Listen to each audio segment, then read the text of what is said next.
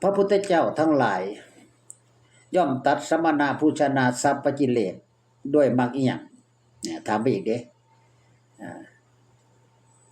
เพิ่นสิได้ตรัสรู้นี่ด้วยมรรคอีหยังสมณะเป็นผู้ปกติเพ่งมรรคบ่มีผู้เปรียบสมณะเป็นอยู่ในมรรคข้าพระองค์ทูลถามแล้วขอพระองค์จงตัดแจข้าพระองค์ด้วยเถิดอันหนึ่งขอพระองค์ทรงสี่แจงสมณะผู้ประทุษร้ายมักให้แจ้งแก่ข้าพระองค์ด้วยเถิดว่าซั่นจุนทาถามพระพุทธเจ้านะ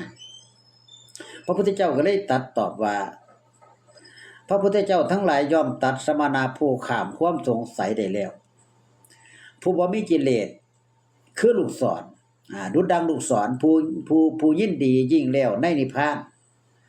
ผู้บ่มีความกำหนัดผู้คงที่เป็นผู้นำโลกพร้อมด้วยที่ว่าโลกว่า